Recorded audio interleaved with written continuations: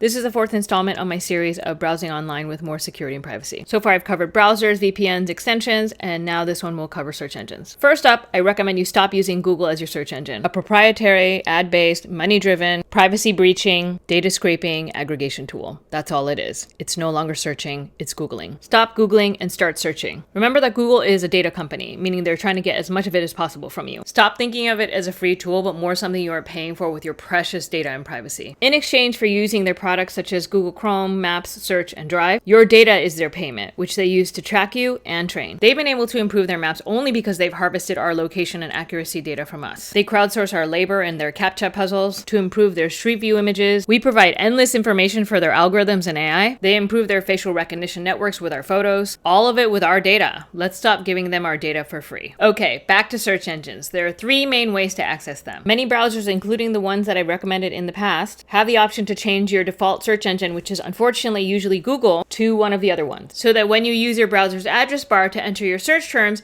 it goes to your preferred search engine, not the default one. If your preferred search engine is not found in the settings of the browser itself, you can most likely install a browser extension for it to do the same thing. If the extension's not available for your browser, you can go directly to the search engine's website. 3 different ways. Now, Google has trained us so well to be used to their searches, but I want you to unlearn what you think a good search is. Just because it appears at the top does not mean it's the best result. In the same way, when you do thorough research, you want to go through different books and articles, many different sources. The same thing is true of even search engine results. In my opinion, there's no single perfect search engine, and that's okay. We shouldn't be seeking perfection. All of them have pros and cons, but something I want you to remember is you're not limited to a single search engine. You can use several of them, even in rotation if you want. And you'll see why using several different ones might be great. For instance, DuckDuckGo is a favorite of many, but it's based in the US, which means, as many of you are already witnessing, it's vulnerable to US policy and instability. They also save your search queries, albeit without attribution, and they generate revenue from affiliate campaigns and ads. So that's something to think about if you use it. SwissCow is another one that's loved by many. They're obviously located in Switzerland, and they're donation and sponsorship based instead of ad revenue based. But they consider their browser family friendly as they define it, so some content gets censored out. Again,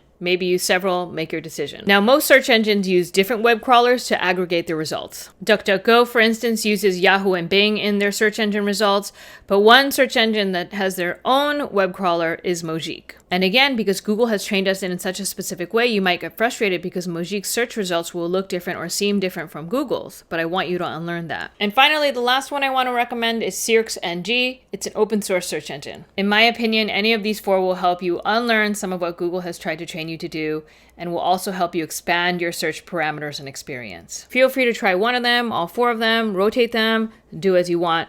As always, do your own research. And again, with all of my recommendations, they are made based on who I feel like is here, who I feel like is my audience, as well as what I think the most people will adopt and is the most accessible. So yes, there are versions that are more secure and more private, but I feel like the 4 that I've recommended are close to that. Definitely closer than Google search will ever be. And remember, a search engine is only one part of the equation of what it means to have secure and private browsing. There are all of the other elements, including the extensions, your connection, VPN, your browser itself, all of the other things that I've covered or will cover. De-Google your life. More to come. Stay secure and private out there, y'all.